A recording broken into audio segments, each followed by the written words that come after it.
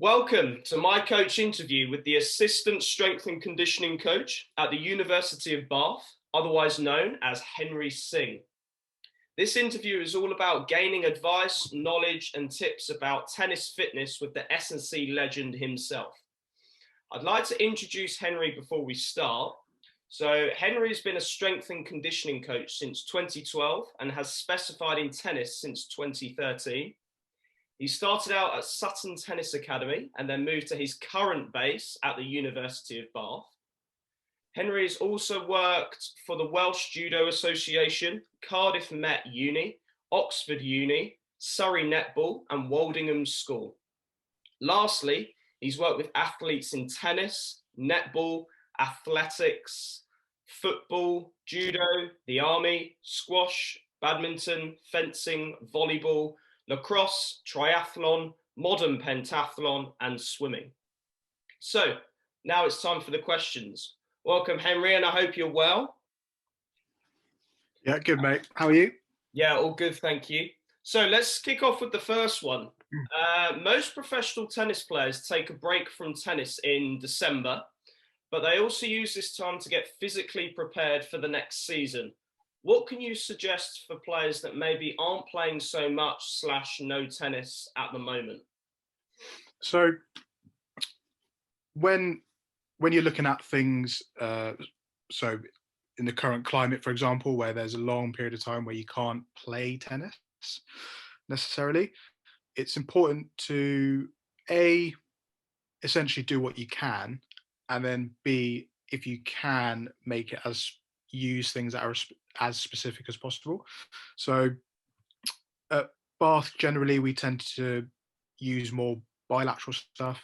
We don't really use a lot of unilateral, but then when you're thrown into a situation where you can't actually play the sport, that's where these things become even more important and probably things that you should look to concentrate on. So you should do a lot of lunging, and then you can do these sorts of things in creative ways.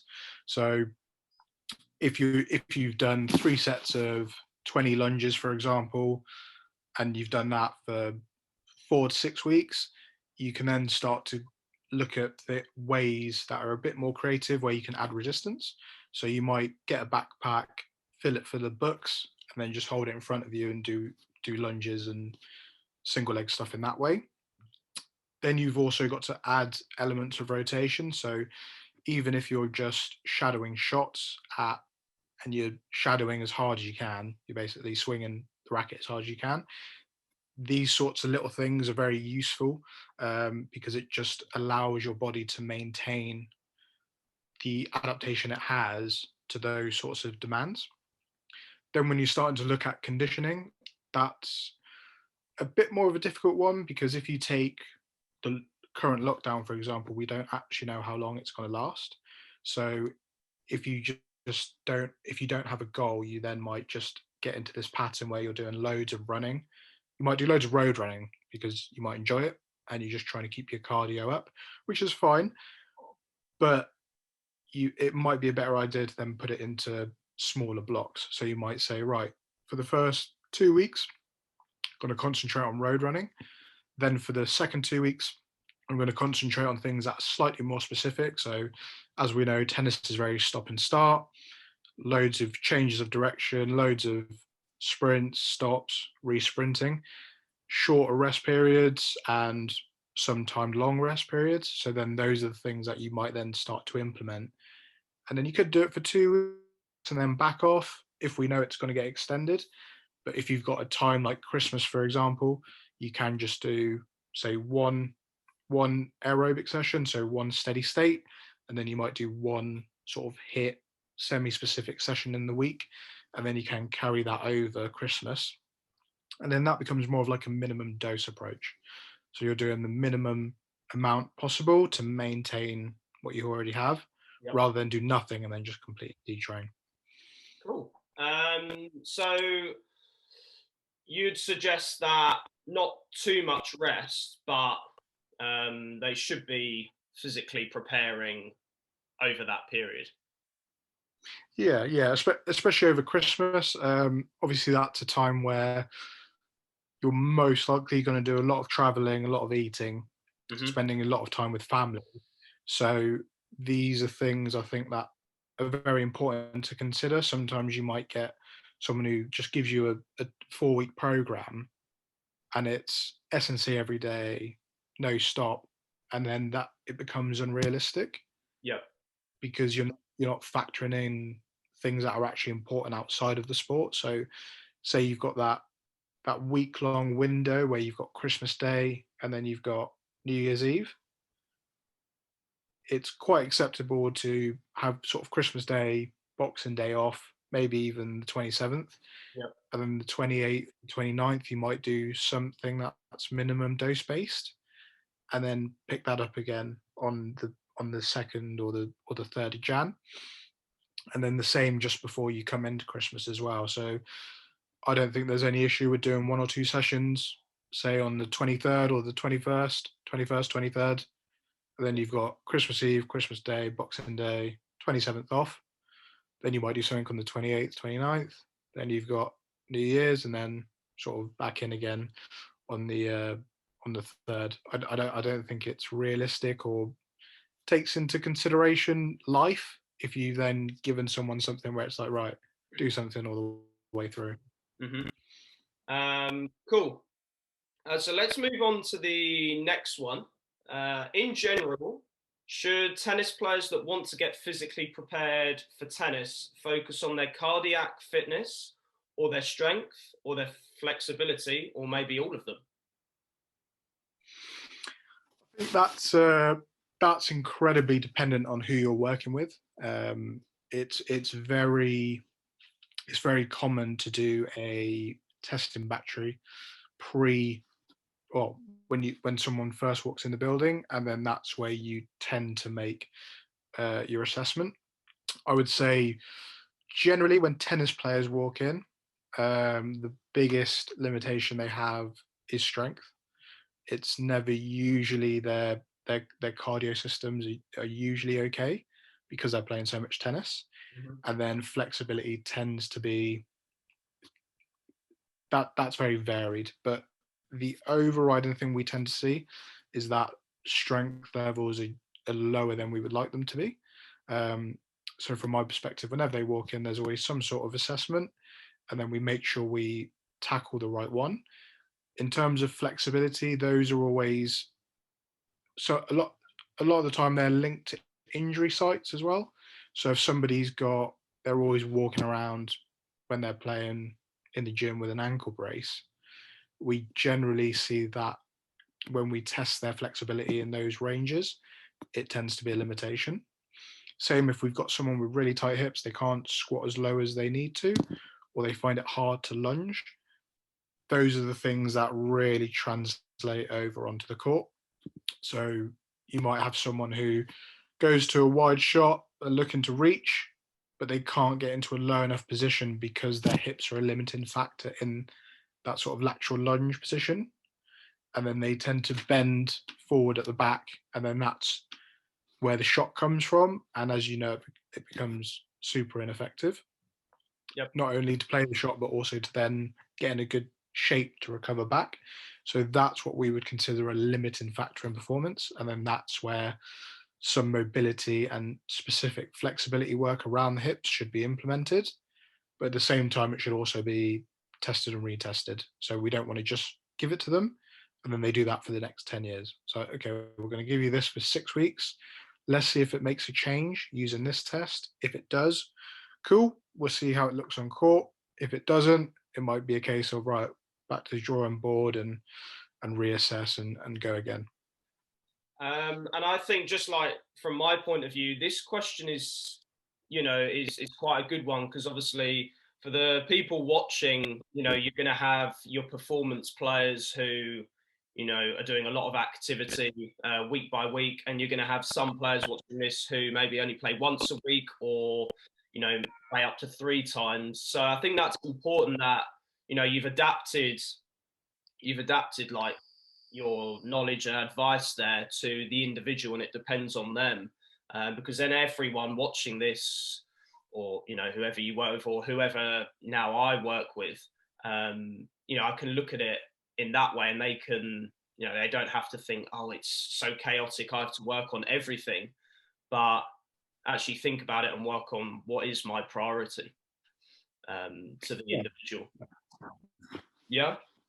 Yeah, exactly. Yeah, yeah, I totally agree. It's always a priority thing, and from an overriding tennis perspective, the one thing they won't get from playing will always be strength. So, in my opinion, that will always be a high priority, I would say. Okay. Yeah, and I think for players at clubs as well, would just like it's a little add-on to this one. Would you recommend, obviously, because players at clubs don't necessarily have like the facilities for S&C, you have to do a lot of on-court stuff. Would you recommend like them getting into the gym or joining a local gym and doing some strength stuff that way? Yeah, absolutely.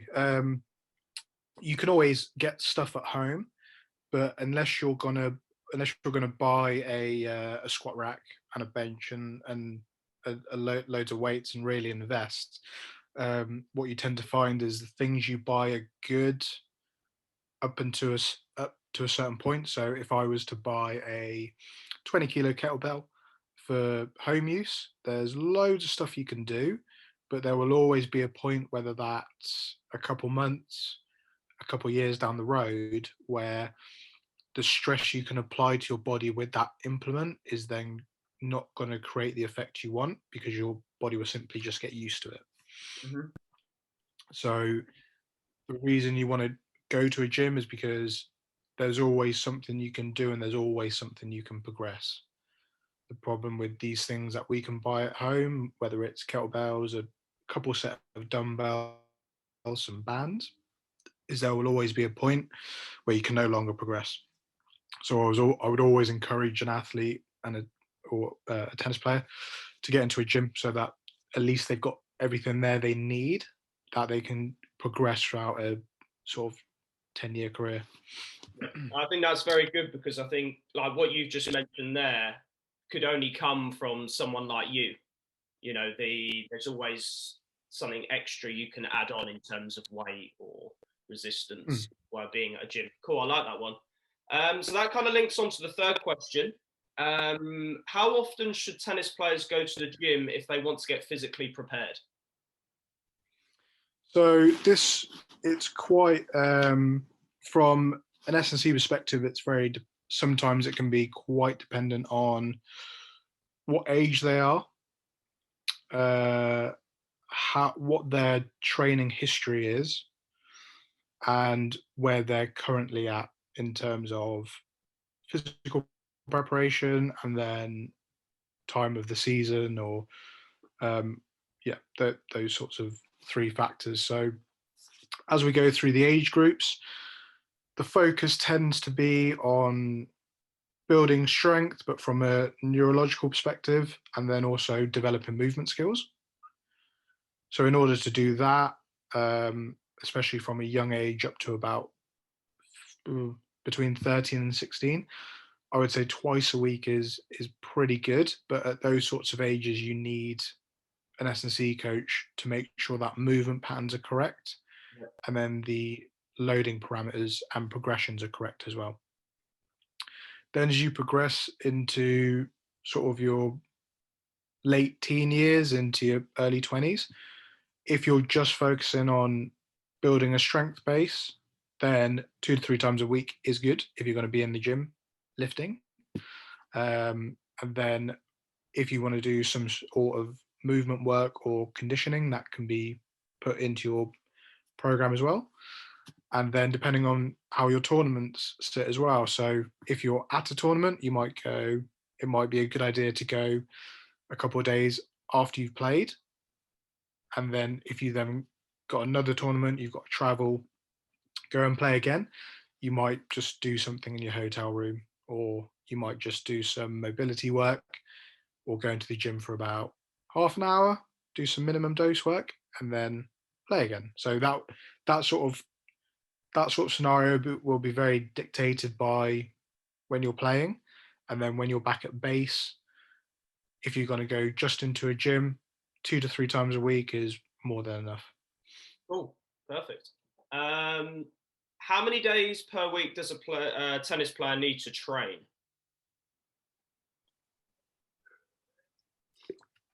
So again, it's very dependent on where they're at as an athlete. So if they're very detrained, so if they've never had S&C ever, they've never stepped into a gym, then at the beginning, if you going 2 times a week will be enough to get the adaptation you want Hmm. from the training. And then as it progresses, as you start to get more advanced, the ideal scenario would be you do 2 to 3 weight sessions a week, 2 movement, which in my opinion should last around about half an hour. So 2 half-an-hour movement sessions a week, and then if there's an emphasis on conditioning, that should also be put in as well. So you're looking at potentially something every day, but at the same time, there's so many other factors involved that anywhere between 2 and 5 could be included. And I guess even if you was doing something practically every day in terms of like tennis fitness S&C, it's all it's all pretty much different exercises, programs, activities, isn't it? So it keeps it fun and engaging for the player themselves. Yeah, and again, it's sort of going back to what you want to achieve as well, like what the goal is. Like the goal is the most important thing. So if you've got someone who drastically needs to get stronger alongside playing tennis, it would be a case of, okay, well, if we're really going to maximize what this person needs, which is to get stronger and maybe put on a little bit of mass or good mass, um, might be okay. Well, in terms of your S&C, you're going to do three weight sessions on a Monday, Wednesday, Friday, and nothing else, Yep. and the rest of the time is spent recovering and playing tennis. Whereas if you've got someone who say they need to get fitter, they need to increase their energy system use, then that might be a case of something different where you go, right, well, we're going to take the weights down to 2 a week, and we're going to cut the sessions in half as well. So you're going to do 2 half-an-hour weight sessions a week on a Tuesday and Thursday, and then you're going to do conditioning twice a week as well, and then we'll put in one recovery. We'll emphasize the conditioning. Or another option would be to include the conditioning with the tennis sessions. Yep. So you might have the S&C coach on board as well during the session, and then you get them to play sets, and then rather than sit down for their recovery period, they're doing something active. So whether that's 30-second rounds of med ball throws or sprints or something like that, and then they go back in. So you might even include it and then drop off the rest of the S&C time for recovery. Okay. Cool. Um, why can't a tennis player just do cardio? So so tennis gives a player a lot of attributes. So it gives them a very good cardio base and specific cardio for their sport. It gives them good acceleration because you're always accelerating to a ball, so you're always developing that quality, and they'll always get very specific power as well. So power again is something that needs to be developed in a fairly specific context, Yep. and there's nothing more specific than hitting balls, right? Yep. So if you're just doing cardio, there's a lot of things that, in terms of strength, that are then going to start to decrease. So with all of these characteristics, there's always a point where you need to be at a certain level to develop them. So acceleration and power need to be done maximally to be developed, which is what tennis players always do. Hmm. In terms of cardio and energy systems. Those need to be developed in specific timeframes, which are all pretty much well covered in training and matches. But the intensities where strength needs to be trained is not done on a tennis court. Yep. So in order for strength intensities to be specific or to be effective, they need to be in a sort of between 70 and 95% of any given 1 RM range. So that's never really done on a tennis court. So that's a quality that is going to decrease if it's not trained. Uh-huh. So if a tennis player is just doing cardio, yeah, you're getting you're getting you're stressing the body in those ways to get those adaptations, but you're not doing it from a strength perspective. So if you're not training at the intensities that are relevant to develop strength, that is a quality that naturally is going to decrease. Yep. So when that decreases, it means you get a decrease in things like how much force you can actually output. Your work capacity is going to be lower because every every effort you make, so every time you sprint, every time you hit a ball, that is applying force essentially, either to the ground or to the ball. So if you're weaker, that is going to be a higher effort than if you are stronger. Does that make sense? Yeah. So Yep. it's the same as, so say you and I, we're going to compete in how many overhead presses we can do with a 10 kilo dumbbell. Yeah. Yep. So if my if my best effort at an overhead press is around about 80, 85 kilos, and yours is round about 45, every time each of us presses the 10 kilo dumbbell, it's going to be easier for me than it is for you. Yep. Yeah. So Yep. I'll be able to do more reps and I'll get less fatigued at the number of reps that you get fatigued. Yep. Yeah. So if you get fatigued at rep 15, because it's more effort for you and less effort for me, at rep 15, I'll probably be okay. I'll Mm-hmm. probably just be warming up. So then when you translate that onto a tennis court, if you're weaker, every time you sprint and hit a ball, the level of effort is going to be higher than if you're stronger, which accumulates to more fatigue, which then Yeah. increases your risk for injury. Yeah. Yeah. I guess it The uses high, more. It obviously uses more energy, right? yeah, uses more energy. So your fatigue levels are going to rise far quicker, which then puts you at a high risk of injury. Because we know that pretty much any injury that isn't impact related is either going to be a result of overloading tissues or a biomechanical, so essentially something mechanical is misaligned, if that makes sense. So that's when knees come in. um, that's when you might see like overly rounded shoulders. That's an alignment problem. So Mm-hmm. that becomes a mechanism for injury. But the other one is usually overloading a tissue, whether that's muscles, ligaments, or tendons. And that will happen at a faster rate if you're weaker. So could you say, just to add on this, could you say if you like if a tennis player like wasn't doing a lot of S and C right now and they thought, do you know what, I feel like I'm putting a lot of effort in when I play, it probably feels too difficult in the sense that you were talking about applying more force and getting tired.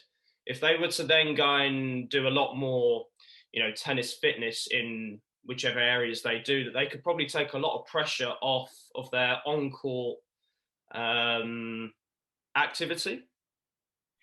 Yeah, I mean, because then the stronger they get as a organism, the less effort is going to go into what they want to do. Yeah. So they might not notice it directly. So it might not be a case of, oh, every time I play I feel really tired, or every time I play I feel quite fatigued. it might be a more subtle difference where the muscle's actually being overloaded, or the tendon or the ligament is actually being overloaded, but you're not aware of, because there's no blinkers that go, you're overloading this muscle group, or Yeah. you're overloading your ligament, like this, your tendon in your elbow is getting overloaded. There's no blinker, but over time that might then develop into some sort of elbow issue, that might develop into a joint issue. Yeah. That's So very then by interesting because obviously, like a lot of club players, obviously, I coach at a club.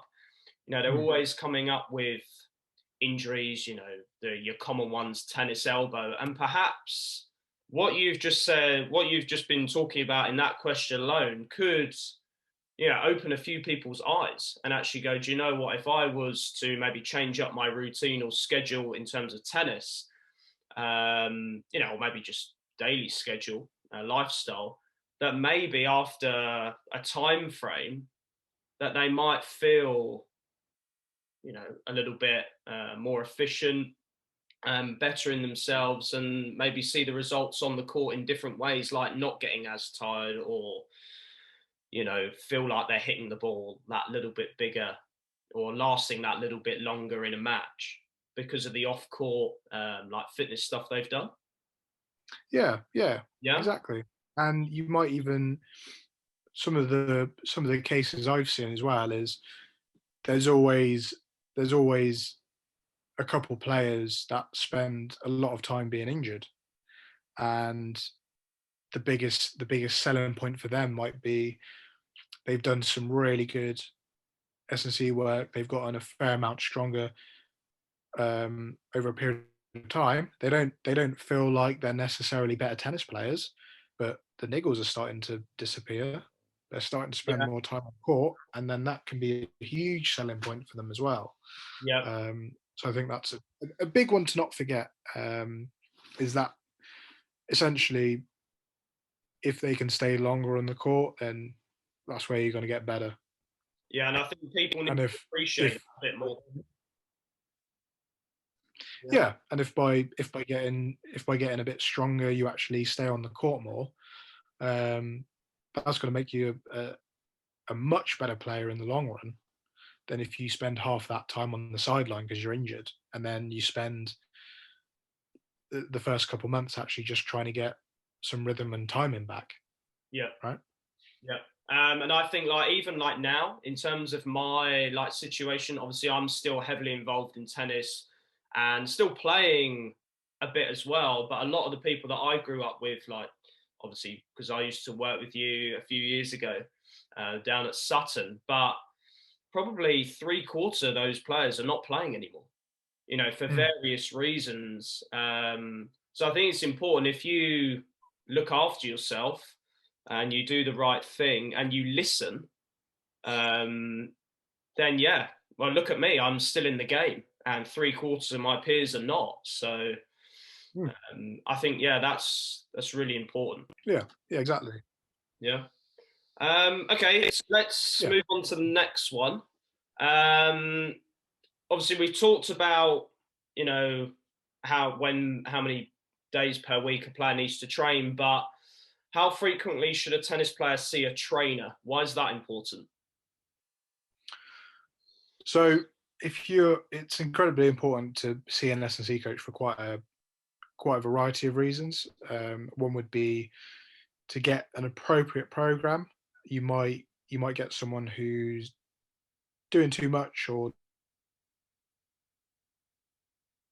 um, so those are the problems that an S&C coach can actually solve for you. Then you've also got uh, then it's important from a technique perspective. So you don't always know whether what you are doing is good technically. Um, and then those are the things that can lead to injury if not done correctly over a period of time. And then the other reason would be, they can actually help you to problem solve and implement what you really need to get better. So that's why it's important. And then in terms of how often, that will completely depend again on what you're being given. So you might have a case where someone picks things up technically quite quickly. Yeah. So your S&C coach might come in, have a look at you technically, and then not see you for the rest of the week. So they might do a once weekly check in the gym. But then if you need more stuff on court, then you may need to see them more because sort of speed and agility, um, and some conditioning sessions are things that need to be facilitated. So again, it just depends on who you are and what your goals are. So if you need to get stronger and you pick up techniques really quickly, you might only need to see them once a week, and you could do the rest of the sessions by yourself. Or if you need to do far more movement work because that's lagging behind, but you also need to do gym work, then it might be a case of you see them 3 to 5 times a week. Yeah. So yeah, it totally depends. Could you quickly just backtrack right to the start of the question because I think it lagged out a little bit.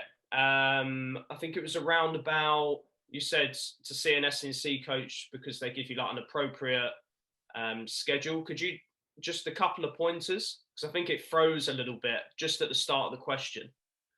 Yeah, yeah, it's important because they'll give you a proper program, Yep.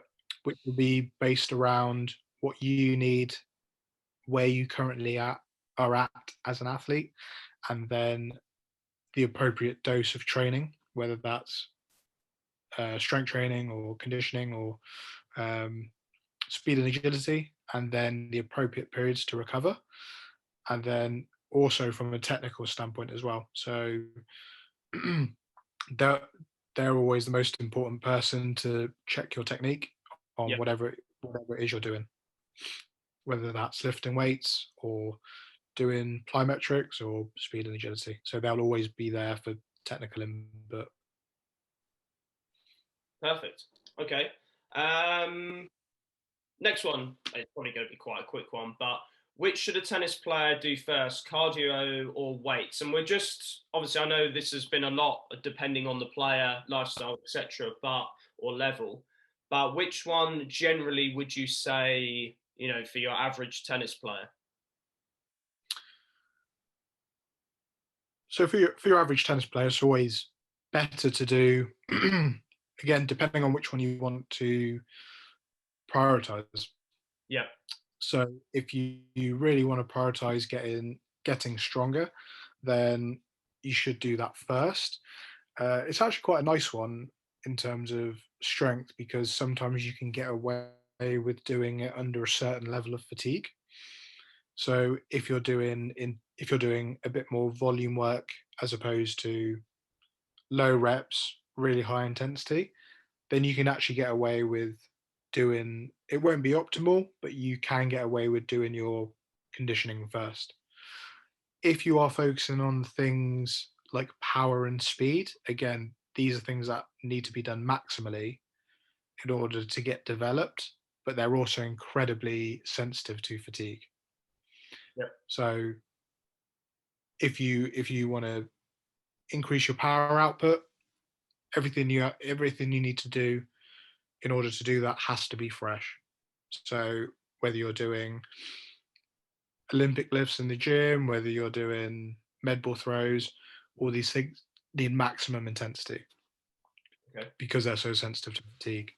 Yeah. So if you then need to include some condition, the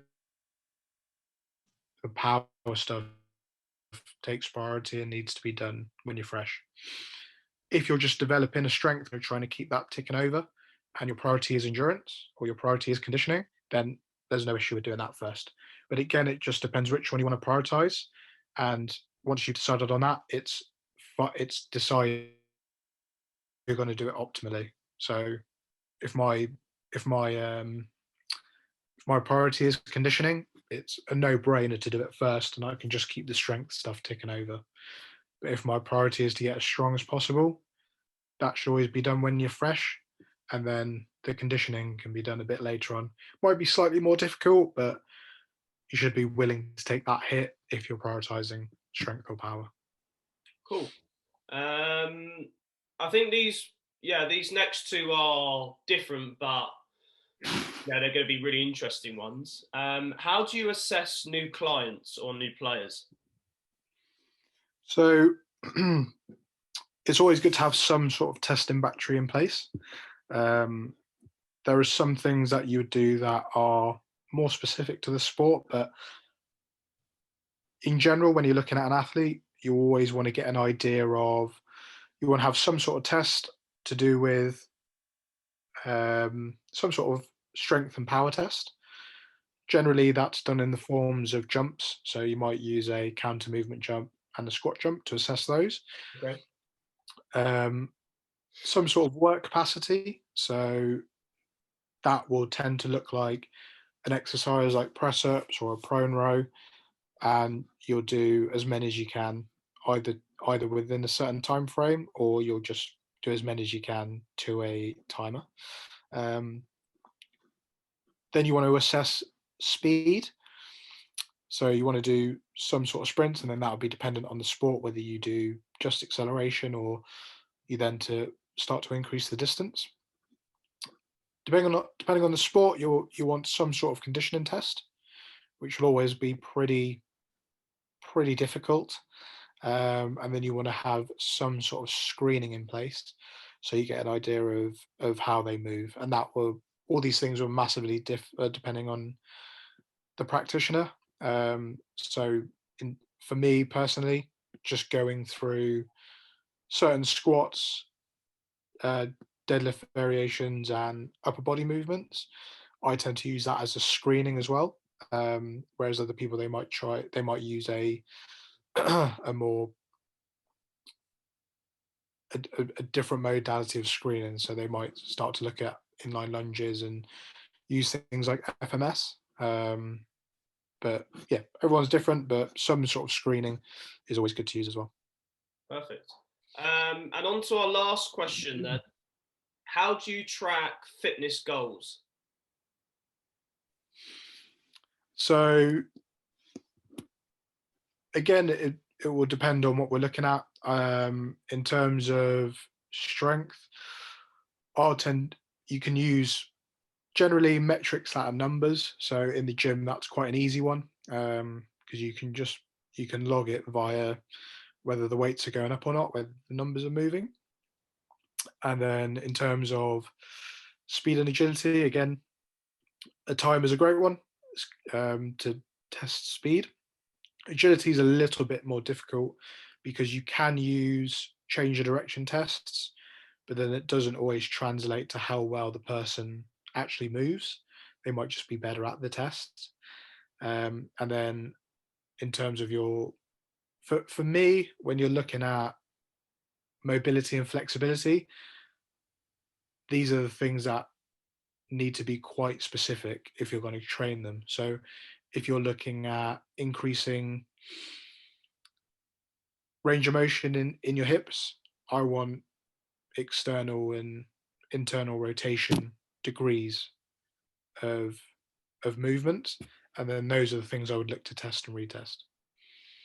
So, but then if you've got a things that can be a bit more varied would be conditioning tests. So you might use a completely different metric to test someone from a conditioning standpoint than athlete A or athlete B. So athlete A might need an aerobic base, whereas athlete B might need to increase their repeated sprint ability. So the two tests for those would be completely different. But Yeah. as long as it's specific to what you actually want to achieve, then Perfect. The really good thing that I've enjoyed about this talk interview today is that it's covered, I think, pretty much all tennis players. You know, it's covered your performance players who are playing, um, you know, pretty much every day, your players who are playing a couple of days a week, and players who are maybe playing once a week. And I think it's going to give everyone a little bit of confidence because pretty much the whole interview has been depending on the player.